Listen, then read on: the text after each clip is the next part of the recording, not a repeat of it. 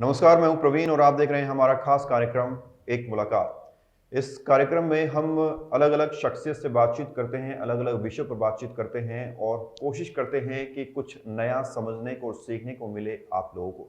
आज हमारे स्टूडियो में हमारे मेहमान हैं अर्चना योगायतन के फाउंडर सत्यनारायण यादव, जो पिछले कई वर्षों से प्राकृतिक चिकित्सा, योग और इन सब चीज़ों का प्रचार प्रसार पूरी दुनिया में कर रहे हैं। सर, बहुत बहुत स्वागत है आपका। धन्यवाद जी। और अभी जैसा कि आप जानते हैं सत्यनारायण यादव जी, कोरोना काल चल रहा है, एक नया वेरिएंट ओमिक्रॉन भी आ गया है जिसके मामले डरा रहे हैं। भारत में लगातार इसमें वृद्धि होती जा रही है। तो योग के जरिए कैसे कोई कोरोना से बच सकता है, क्योंकि कोरोनिल नाम की दवा जो रामदेव ने बनाई थी उस पर लोगों ने सवाल खड़े कर दिए और जो एलोपैथिक डॉक्टर्स हैं उन्होंने सवाल खड़े कर दिए। तो क्या कोरोना से भी बचाया जा सकता है योग से और प्राकृतिक चिकित्सा से? इस पर थोड़ी सी आप प्रकाश डालें।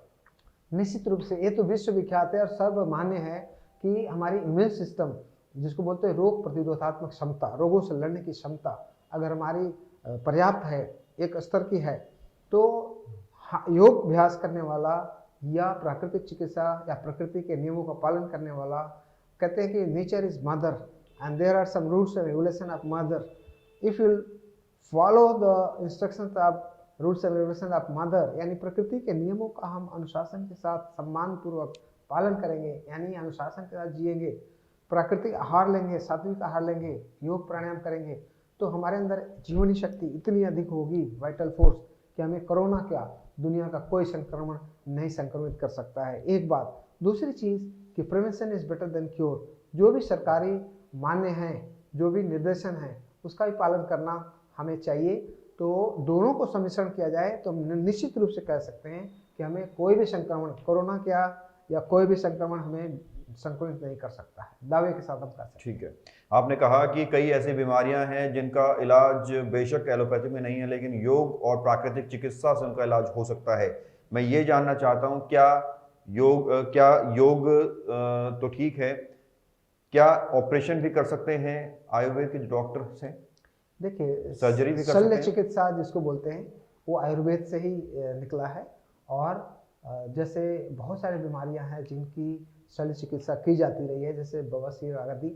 और एक चीज़ और मैं कहूँगा कि सर्जरी का मतलब केवल चीर फाड़ नहीं होता है। सर्जरी आयुर्वेद की भाषा में, ऋषि मुनियों की भाषा में डिटॉक्सिफिकेशन, अपने विजातीय द्रव्यों को निकाल दिया जाए शरीर से, वो भी एक सर्जरी के समान ही है। जैसे हम लोग डिटॉक्सिफिकेशन करते हैं, गंदगी को निकालते हैं, टॉक्सिन्स को निकालते हैं, रोगों के कारण को निकालते हैं, वो प्राणायाम के द्वारा, मेडिकेशन थ्रू मेडिटेशन, उसके बाद मठ पैक के द्वारा, एनिमे के द्वारा, षटकर्म के द्वारा, कुंजल, बस्ती, बजरोली या बसरधोती के द्वारा और नेति के द्वारा, और उसके साथ साथ ध्यान के द्वारा, तो हम अपनी सभी इंद्रियों को एकदम सशक्त कर लेते हैं कि कोई संक्रमण आ ही नहीं सकता।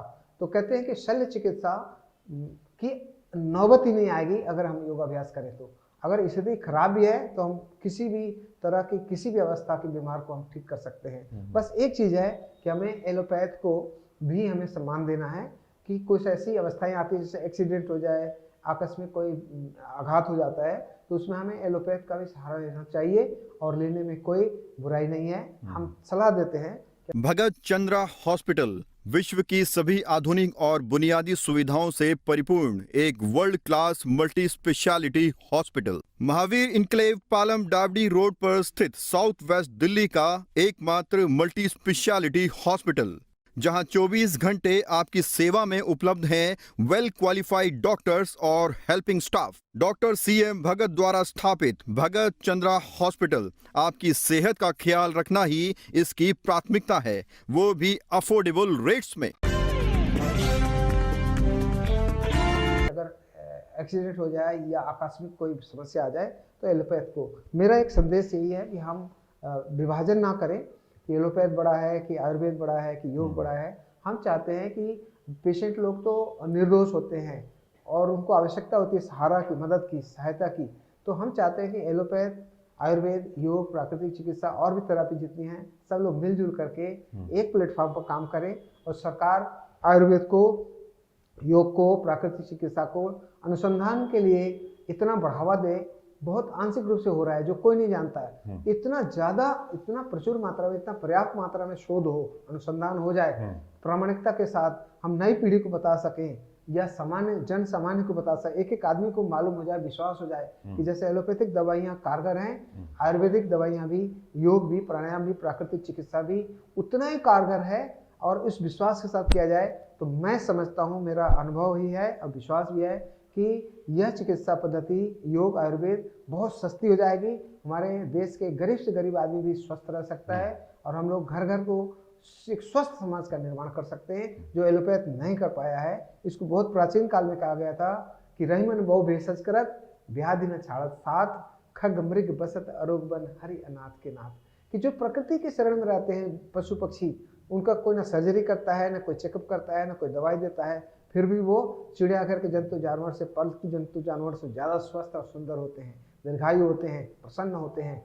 उसी तरह से अगर दवाइयाँ या अगर हॉस्पिटल ही ठीक कर सकता होता तो आज कोई बीमार नहीं रहना चाहिए, क्योंकि इतना एडवांस मेडिसिन बन गई है, इतने एडवांस डॉक्टर्स हो गए हैं, स्पेशलिस्ट हो गए हैं, चाहे हार्ट के स्पेशलिस्ट हैं, चेस्ट के हैं, स्किन के हैं, ब्रेन के हैं, दुनिया भर की हर चीज़ों के स्पेशलिस्ट हैं। तो आज तो एक भी बीमारी नहीं रहनी चाहिए, लेकिन अभी भी बीमार हैं। तो मैं आलोचना नहीं कर रहा हूँ, मैं चाहता हूँ कि अगर आयुर्वेद, योग, प्राकृतिक चिकित्सा, एलोपैथ और सभी आधुनिक चिकित्सा पद्धति, मशीनरी काम करने लग जाए, और सरकार भी इस पर ध्यान दे, एनजीओ भी ध्यान दे, और कोई पैसे वाले लोग हैं व्यक्तिगत रूप से भी सहायता दें, तो मैं दावे के साथ कह सकता हूँ कि अगर आयुर्वेद, योग और प्राकृतिक चिकित्सा पर पर्याप्त अनुसंधान किया जाए, एक स्वस्थ वातावरण, भाईचारा, विश्व बंधुत्व की भावना और ऋषि मुनियों को विद्या को आज नई किरणों के साथ नई पीढ़ी में हम लोग कूट कूट के भर दें, ताकि वो अपने जीवन को, अपने जीवन शैली को प्राचीन पद्धति के अनुसार जिए और स्वस्थ जीवन जिए।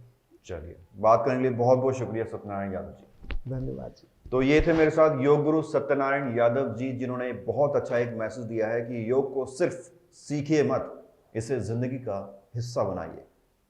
तो आपसे फिर मुलाकात होगी एक नई शख्सियत के साथ, एक नए विषय पर। तब तक आप देखते रहिए इंडिया टाइम 24। खबरों से खबरदार रहने के लिए चैनल को सब्सक्राइब करें और प्रेस करें बेल आइकन।